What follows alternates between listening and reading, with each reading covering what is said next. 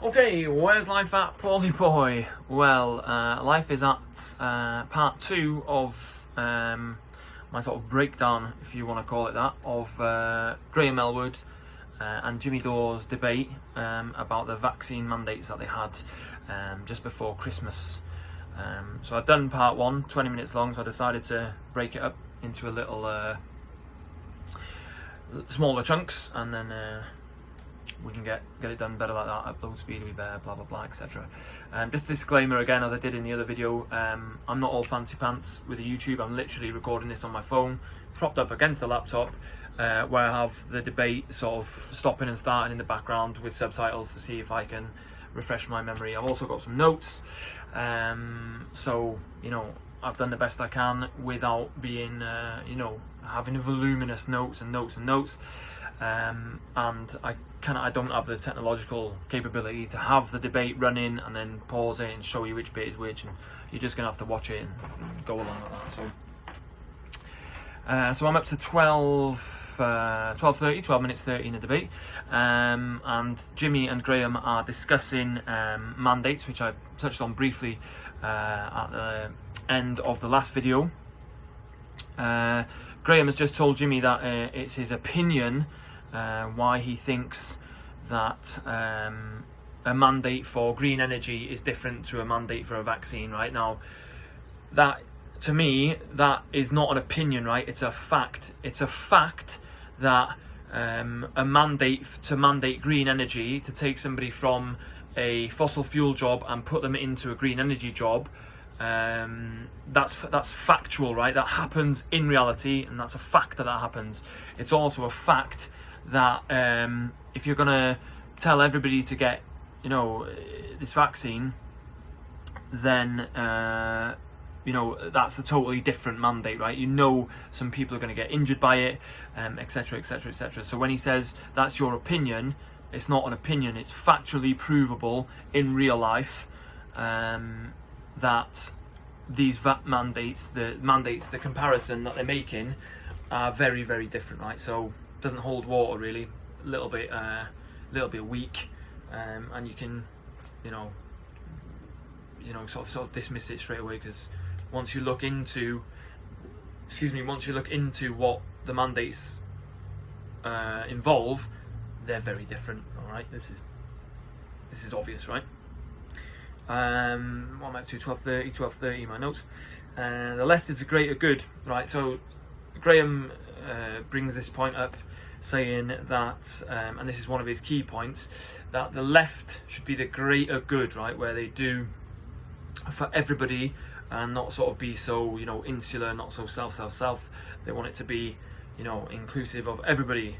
And I've just put in my notes, unless it affects your shows, right? So you're all about the left and being inclusive of everybody, but until it affects you and your shows, you don't want to be left anymore, right? And if you want to be a lefty and you want to be all inclusive and you want to be safe at your shows, then why don't you provide tests for everybody?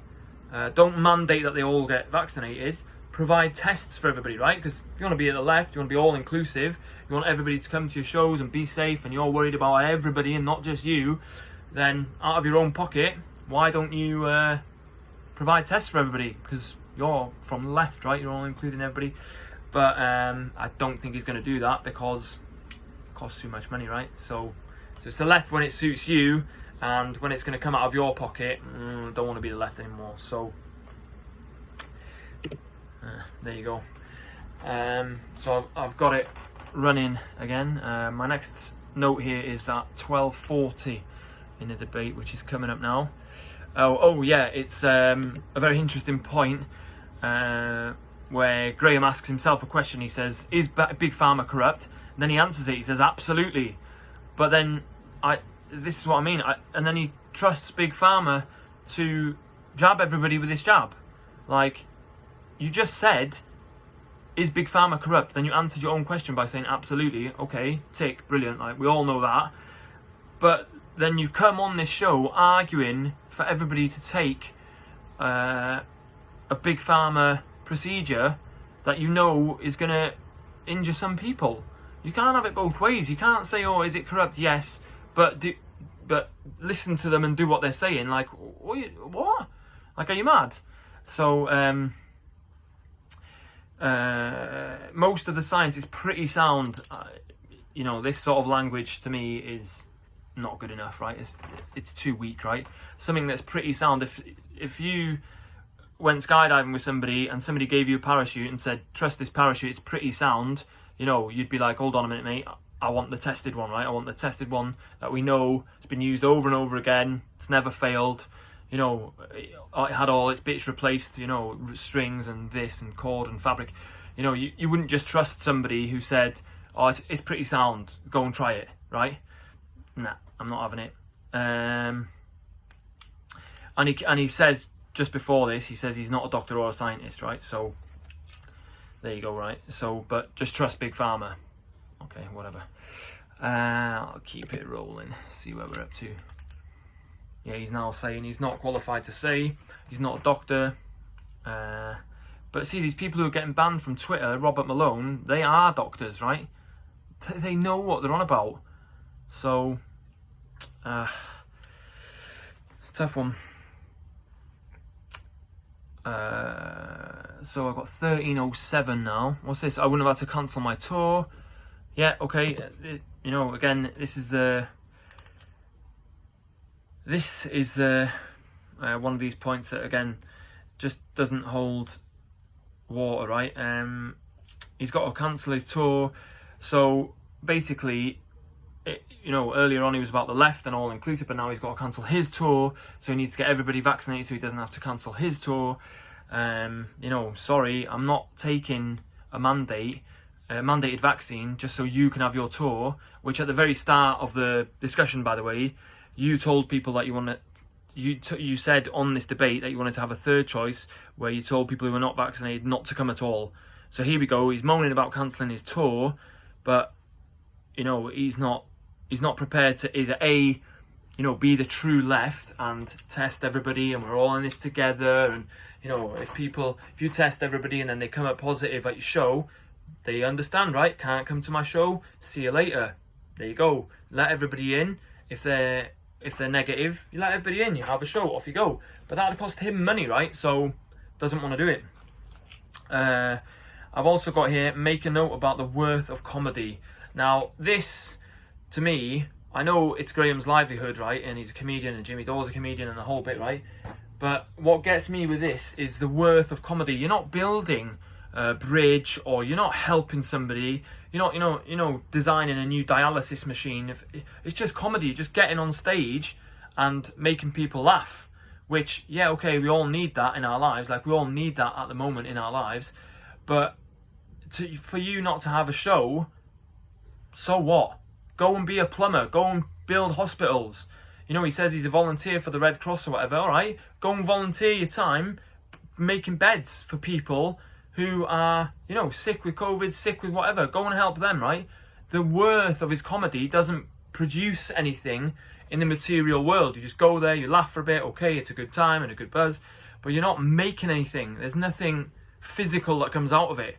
So, to me, would I be more concerned that, all the plumbers in my area or all the emergency workers in my area weren't allowed to work, or would I be worried that his comedy tour got cancelled? Obviously, who cares about his comedy tour? It doesn't materialise anything in the physical world. It's just like, ha ha ha, funny joke, whatever. Like, there is a place for it, but you're not gonna hinge everything on, the fact that your comedy tour got cancelled. Like, I'm sorry, I'm just not having that. Right, I've got here, what's the next time I've got here? 15:15. So we're gonna jump ahead a little bit here. And I think I'm at the point in the debate actually where Jimmy jumps in and he says basically, I disagree with everything that he said, which is quite funny because these guys are friends, right? I think they're over 20 years been friends. And Jimmy, it's 30 minutes into the debate. Graham's been talking and talking and talking, and Jimmy just basically said, that's all nonsense, right? Which, he's going to explain now that if you're vaccinated or not, COVID experts say you're going to get it at some point, and it's going to become like the flu, right? And I've just got 15-15. Jimmy's message is correct, and I've got the same with the flu shot. So he's obviously talking about older people with underlying health conditions, people with compromised immune systems. If they feel like they should take the flu shot, then they should go and take it. I've never had a flu shot. I'm quite happy to get the flu and be shitty for 2 days or whatever. Then you just get over it, right? And you crack on. I'm young enough. You know, this is what you're taught from a very young age. You'll be sick, then your body, you know, fights back and you get better. You know what I mean? You're sweating and you sort of have a fever for a few days, but that is your body's natural reaction, right? You can't mandate that everybody gets a flu shot, and that's again another reason why you shouldn't mandate that everybody gets this shot. So I've just got it rolling here. Jimmy's talking about Andy Slavitt saying about Delta's contagiousness. This means SARS-CoV-2 is going to be contagious, that everyone will get the virus, right? Everyone's going to get it. So he's making the point here that you can't vax your way out of it, and you're all going to get it. So get ready, right? Be fitter. Stop smoking. If you drink too much, stop drinking. You know what I mean? These are the messages that are not being put out there, right? It's just like, get a vaccine and then just crack on and you'll all be all right. But that's not the case at all. So yeah, which is annoying, right? No one's saying, as Jimmy says towards the end of the debate, no one's talking about being healthier, losing weight. I mean, Joe Rogan goes on about this all the time, right? I mean, Joe Rogan, the guy's in his 50s and he looks much better than most 20-year-olds I know. Like, if you honestly think this virus is going to, you know, do serious harm to that guy, then there's not a chance. Like me, you know what I mean? I run every day, I swim, I do cold water therapy, and it's not blowing my own horn. I'm 40 years old. But I know for a fact that most 20-year-olds could not keep up with what I do. Not a chance, whether it be swimming or running or squash. All these things are highly sort of cardioactive, right? I look after myself, I eat right, so I'm not worried about it. If I get it, I might feel bad for a few days, but then my healthy sort of body and structure is going to fight back against it. Like, we're taught this from when we're kids, right? So Jimmy's just saying that what YouTube makes him say, which I'm going to say, right? I'm not a doctor. I am just doing a breakdown of another discussion that was had on YouTube, which is still up. Hasn't been taken down, so he hasn't obviously broken any guidelines, and these are not I'm giving you my views as just a citizen, just a guy, right? Which everybody is allowed to do, right? So what are we up to? 17 minutes. I've just got Jimmy is correct again, although they're called breakthrough cases, where I think Jimmy's just talking about the fact that people are calling them breakthrough cases when they're just cases, right? Like, people are just getting sick, right? People are calling them breakthrough cases in places like, he makes the point about Gibraltar, which is supposedly 100% vaccinated, but then they're having an outbreak of COVID. Like, how does that work? We were told at the beginning of all this that if you got your 2 jabs, that's it. You know what I mean? That is it. Now, there's 2 ways I look at this, right? Either, and this is just my own point of view, again, not a doctor, just a guy. There's 2 ways to look at it, right? We're told that take your 2 shots, life carries on as normal, right? Now, either you've got the science to back that up and you take your 2 shots and then life goes back to normal, which is, in Jimmy's own admission, that's what he thought initially, right? Some of us, myself included, I was a bit more sceptical about that. But Jimmy thought, take your 2 shots, crack on, get life back to normal. Now, that hasn't happened. So, the second option is you take your 2 shots, but then you keep constantly getting told, oh, you have to have a booster, you have to have another booster. You know what I mean? The efficacy wanes after fucking 4 months or 6 months or however long it is. So either you were lying from the outset about this whole 2-shot thing and it was just a nonsense, right?